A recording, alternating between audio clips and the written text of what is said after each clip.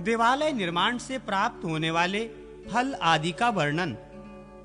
अग्निदेव कहते हैं, मुनिवर वशिष्ठ भगवान वासुदेव आदि विभिन्न देवताओं के निमित्त मंदिर का निर्माण कराने से जिस फल आदि की प्राप्ति होती है, अब मैं उसी का वर्णन करूंगा। जो देवता के लिए मंदिर जलाशय आदि के निर्माण कराने की इच्छा करता है, उसका वो शुभ संकल्प ही उसके हजारों जन्मों के पापों का नाश कर देता है। जो मन से भावना द्वारा जो लोग भगवान श्री कृष्ण के लिए किसी दूसरे के द्वारा बनवाए जाते हुए मंदिर के निर्माण कार्य का अनुमोदन मात्र कर देते हैं, वे भी समस्त पापों से मुक्त हो उन अच्युत देव के लोक वैकुंठ अथवा गोलोक धाम को प्राप्त होते हैं। भगवान विष्णु के निमित्त मंदिर का निर्माण करके मनुष्य अपने भूतपूर्व तथा भविष्य में होने वाले 10,000 कुलों को तत्काल विष्णु लोक में जाने का अधिकारी बना देता है। श्री कृष्ण मंदिर का निर्माण करने वाले मनुष्य के पितर नरक के क्लेशों से तत्काल छुटकारा पा जाते हैं और दिव्य वस्त्राभूषणों से अलंकृत हो बड़े हर्ष के साथ विष्णु धाम में निवास करते हैं। देवालय के निर्माण ब्रह्महत्या आदि पापों के पुंज का नाश करने वाला है। यज्ञों से जिस फल की प्राप्ति नहीं होती है, वो भी देवालय का निर्माण कराने मात्र से प्राप्त हो जाता है। देवालय का निर्माण करा देने पर समस्त तीर्थों में स्नान करने का फल प्राप्त हो जाता है। देवता ब्राह्मण आदि के लिए रणभूमि में माने जाने वाला धर्मात्मा शूरवीरों को जिस फल आदि की प्राप्ति होती है, वही देवता के निर्माण से भी सुलभ होती है।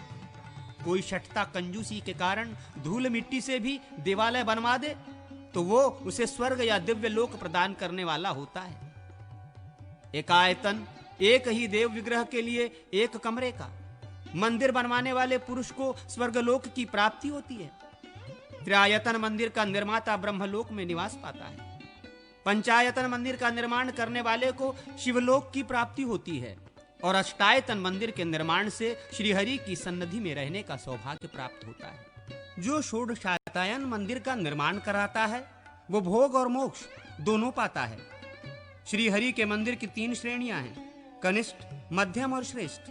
इनका निर्माण कराने से क्रमशः स्वर्गलोक, विष्णुलोक तथा मोक्ष की प्राप्ति होती है। धनी मनुष्य भगवान विष्णु का उत्तम श्रेणी का मंदिर बनवाकर जिस फल को प्राप्त करता है, उसे ही निर्धन मनुष्य निम्न श्रेणी का मंदिर बनवाकर भी प्राप्त कर लेता है। धन उपार्जन कर उसमें से थोड़ा सा ही खर्च करके यदि मनुष्य देव मंदिर बनवा ले तो बहुत अधिक पुण्य एवं भगवान का वरदान प्राप्त करता है। 1 लाख या 1,000 या 100 अथवा उसका आधा 50 की मुद्रा ही खर्च करके भगवान विष्णु का मंदिर बनवाने वाला मनुष्य उस नित्य धाम को प्राप्त होता है जहां साक्षात गरुड़ की ध्वजा फहराने वाले भगवान विष्णु विराजमान होते हैं। जो लोग बचपन में खेलते समय धूलि से भगवान विष्णु का मंदिर बनाते हैं, वे भी उनके धाम को प्राप्त होते हैं। तीर्थ में, पवित्र स्थान में, सिद्ध क्षेत्र में तथा किसी आश्रम पर जो भगवान विष्णु का मंदिर बनवाते हैं, उन्हें अन्यत्र मंदिर बनाने का जो फल बताया गया है, उससे 3 गुना अधिक फल मिलता है।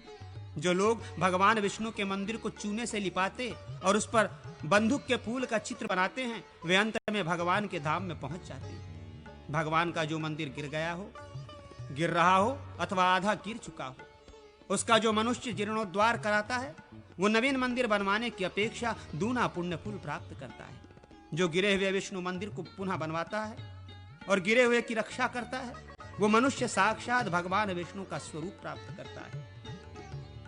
भगवान के मंदिर की ईंटें जब तक रहती हैं, तब तक उसका बनाने वाला विष्णु लोक में कुल सहित प्रतिष्ठित होता है। इस संसार में और परलोक में वही पुण्यवान और पूजनीय है। जो भगवान श्री कृष्ण का मंदिर बनवाता है, वही पुण्यवान उत्पन्न हुआ है, उसी ने अपने कुल की रक्षा की है। जो भगवान विष्णु, शिव, सूर्य और देवी आदि का मंदिर बनवाता है, वही इस लोक में कीर्ति का भागी होता है। सदा धन की रक्षा में रहने वाले मूर्ख मनुष्य को बड़े कष्ट से कमाए हुए अधिक धन से क्या लाभ हुआ, यदि वो उससे श्री कृष्ण का मंदिर ही नहीं बनवाता। जिसका धन पितरों, ब्राह्मणों और देवताओं के उपयोग में नहीं आता तथा बंधु बांधव के भी उपयोग में नहीं आ सका, उसके धन की प्राप्ति व्यर्थ हुई। जैसे प्राणियों की मृत्यु निश्चित है, उसी प्रकार कमाए हुए धन का नाश भी निश्चित है। मूर्ख मनुष्य ही क्षणभंगुर जीवन और चंचल धन के मोह में बंधा रहता है। जब धन दान के लिए, प्राणियों के उपभोग के लिए, कीर्ति के लिए और धर्म के काम के लिए नहीं लाया जा सके, तो उस धन का मालिक बनने से क्या लाभ है। इसलिए प्रारब्ध से मिले अथवा पुरुषार्थ से किसी भी उपाय से धन को प्राप्त कर उसे उत्तम ब्राह्मणों को दान दे अथवा कोई स्थिर कीर्ति बनवावे, क्योंकि दान और कीर्ति से भी बढ़कर मंदिर बनवाना है। इसलिए बुद्धिमान मनुष्य विष्णु आदि देवताओं का मंदिर आदि बनवावे। भक्तिमान श्रेष्ठ पुरुषों के द्वारा यदि भगवान के मंदिर का निर्माण और उसमें भगवान का प्रवेश स्थापन आदि हुआ तो यह समझना चाहिए कि उसने समस्त चराचर त्रिभुवन को रहने के लिए भवन बनवा दिया। ब्रह्मा से लेकर तृण पर्यंत जो कुछ भी भूत, वर्तमान, भविष्य, स्थूल, सूक्ष्म और इससे भिन्न है वो सब भगवान विष्णु से प्रकट हुआ है। उन देवाधिदेव सर्वव्यापक महात्मा विष्णु का मंदिर में स्थापन करके मनुष्य पुनः संसार में जन्म नहीं लेता, मुक्त हो जाता है। जिस प्रकार विष्णु का मंदिर बनवाने में फल बताया गया है उसी प्रकार अन्य देवताओं शिव, ब्रह्मा, सूर्य, गणेश, दुर्गा और लक्ष्मी आदि का भी मंदिर बनवाने से होता है। मंदिर बनवाने से अधिक पुण्य देवता की प्रतिमा बनवाने में। देव प्रतिमा के स्थापना संबंधी जो यज्ञ होता है उसके फल का तो अंत नहीं हो सकता। कच्ची मिट्टी की प्रतिमा से लकड़ी की प्रतिमा उत्तम है, उससे ईंट की, उससे भी पत्थर की और उससे भी अधिक सुवर्ण आदि धातुओं की प्रतिमा का फल है। देव मंदिर का प्रारंभ करने मात्र से 7 जन्मों के लिए किए हुए पाप का नाश हो जाता है तथा बनवाने वाले मनुष्य स्वर्गलोक का अधिकारी होता है। वो नरक में नहीं जाता। इतना ही नहीं, वो मनुष्य अपनी 100 पीढ़ी का उद्धार करके उसे विष्णुलोक में पहुंचा देता है। यमराज ने अपने दूतों से देव मंदिर बनवाने वालों को लक्ष्य करके ऐसा कहा था। यम बोले, देवालय और देव प्रतिमा का निर्माण तथा उसकी पूजा आदि करने वाले मनुष्यों को तुम लोग नरक में न ले जाना, तथा जो देव मंदिर आदि नहीं बनवाते उन्हें खास तौर पर पकड़ कर लाना। जाओ, तुम लोग संसार में विचरो और न्याय पूर्वक मेरी आज्ञा का पालन करो। संसार के कोई भी प्राणी कभी तुम्हारी आज्ञा नहीं टाल सकेंगे। केवल उन लोगों को तुम छोड़ देना जो कि जगत पिता भगवान अनंत की शरण में जा चुके हैं, क्योंकि उन लोगों की स्थिति यहाँ यमलोक में नहीं होती। संसार में जहां भी भगवान में चित्त लगाए हुए, भगवान की ही शरण में पड़े हुए भगवत दत्ता महात्मा सदा भगवान विष्णु की पूजा करते हो, उन्हें दूर से ही छोड़कर तुम लोग चले आना। जो स्थिर होते, सोते, चलते, उठते, गिरते, पड़ते या खड़े होते समय भगवान श्री कृष्ण का नाम कीर्तन करते हैं, उन्हें दूर से ही त्याग देना। जो नित्य नैमित्तिक कर्मों द्वारा भगवान जनार्दन की पूजा करते हैं उनकी ओर तुम लोग आंख उठाकर भी देखना नहीं, क्योंकि भगवान का व्रत करने वाले लोग भगवान को ही प्राप्त होते हैं। जो लोग फूल, धूप, वस्त्र और अत्यंत प्रिय आभूषणों द्वारा भगवान की पूजा करते हैं उनका स्पर्श न करना, क्योंकि वे मनुष्य भगवान श्री कृष्ण के धाम को पहुंच चुके हैं। जो भगवान के मंदिर में लेप करते या बुहारी लगाते हैं उनके पुत्रों को तथा उनके वंश को भी छोड़ देना। जिन्होंने भगवान विष्णु का मंदिर बनवाया हो उनके पुत्रों की तथा उनके वंश को भी छोड़ देना। जिन्होंने भगवान विष्णु का मंदिर बनवाया हो उनके वंश में 100 पीढ़ी तक के मनुष्यों की ओर तुम लोग बुरे भाव से न देखना। जो लकड़ी का, पत्थर का अथवा मिट्टी का ही देवालय भगवान विष्णु के लिए बनवाता है वो समस्त पापों से मुक्त हो जाता है। प्रतिदिन यज्ञों द्वारा भगवान की आराधना करने वाले को जो महान फल मिलता है उसी फल को जो विष्णु का मंदिर बनवाता है वो भी प्राप्त करता है। जो भगवान चित्त का मंदिर बनवाता है वो अपनी बीती हुई 100 पीढ़ी के पितरों को तथा होने वाले 100 पीढ़ी के वंशजों को भगवान विष्णु के लोक में पहुंचा देता है। भगवान विष्णु सप्तलोक में है, उनका मंदिर जो बनवाता है वो अपने कुल को तारता है, उन्हें अक्षय लोकों की प्राप्ति कराता है और स्वयं भी अक्षय लोकों को प्राप्त होता है। मंदिर में ईंट के समूह का जोड़ जितने वर्षों तक रहता है उतने ही 1000 वर्षों तक उस मंदिर के बनवाने वाले की स्वर्गलोक में स्थिति होती है।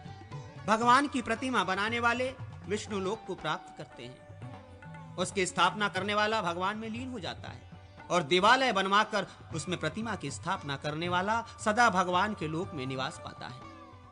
अग्निदेव बोले, यमराज के इस प्रकार आज्ञा देने पर यम के दूत भगवान विष्णु की स्थापना आदि करने वालों को यमलोक में नहीं ले जाते। देवताओं की प्रतिष्ठा आदि की विधि का भगवान हयग्रीव ने ब्रह्मा जी से वर्णन किया था।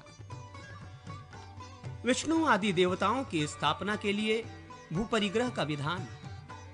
भगवान हयग्रीव कहते हैं, ब्रह्मन, अब मैं विष्णु आदि देवताओं की प्रतिष्ठा के विषय में कहूंगा, ध्यान देकर सुनिए। इस विषय में मेरे द्वारा वर्णित पंचरात्रों एवं सप्तरात्रों का ऋषियों ने मानव लोक में प्रचार किया है। वे संख्या में 25 हैं।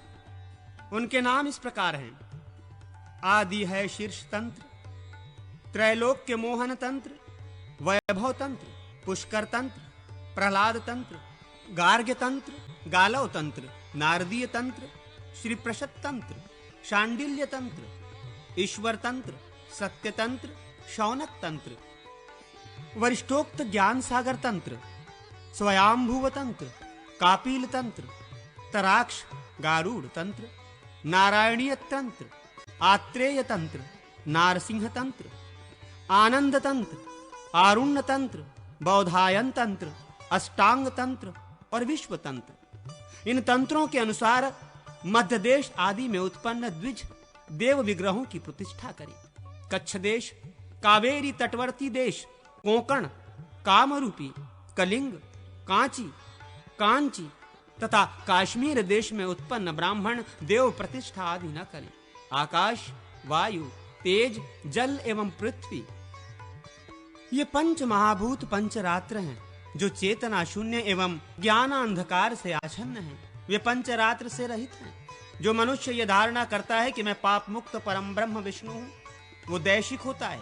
वो समस्त बाह्य लक्षणों वेश आदि से हीन होने पर भी तंत्रवेत्ता आचार्य माना गया है। देवताओं की नगराभिमुख स्थापना करनी चाहिए। नगर की ओर उनका पृष्ठभाग नहीं होना चाहिए। कुरुक्षेत्र, गया आदि तीर्थ स्थानों में अथवा नदी के समीप देवालय का निर्माण कराना चाहिए। ब्रह्मा का मंदिर नगर के मध्य में तथा इंद्र का पूर्व दिशा में उत्तम माना गया है। अग्निदेव तथा मातृकाओं का आग्नेय कोण में, भूतगण एवं यमराज का दक्षिण में, चंडिका, पितृगण एवं दैत्यादि का मंदिर नैऋत्य कोण में बनवाना चाहिए। वरुण का पश्चिम में, वायुदेव और नाग का वायव्य कोण में, यक्ष या कुबेर का उत्तर दिशा में, चंडिश महेश का ईशान कोण में और विष्णु का मंदिर सभी ओर बनवाना श्रेष्ठ है। ज्ञानवान मनुष्य को पूर्ववर्ती देव मंदिर को संकुचित करके अल्प, समान या विशाल मंदिर नहीं बनवाना चाहिए। किसी देव मंदिर के समीप मंदिर बनवाने पर दोनों मंदिरों की ऊंचाई के बराबर दोगुनी सीमा छोड़कर नवीन देव प्रासाद का निर्माण करावे। विद्वान व्यक्ति दोनों मंदिरों को पीड़ित न करे। भूमि का शोधन करने के बाद भूमि परिग्रह करे।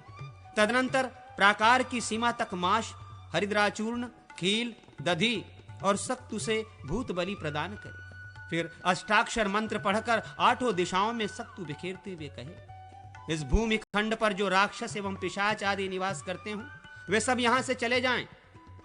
मैं यहां श्रीहरि के लिए मंदिर का निर्माण करूंगा। फिर भूमि को हल से जुतवाकर गोचारण करवाएं। 8 परमाणु का रथ रेणु माना गया है। 8 रथ रेणु का त्रसरेणु माना जाता है। त्रसरेणु का बालाग्र तथा 8 बालाग्र की लिक्षा कही जाती है। 8 लिक्षा की युका, 8 युका का यौ मध्यम, 8 यवन का अंगुल, 24 अंगुल का कर और 28 अंगुल का पद्महस्त होता है।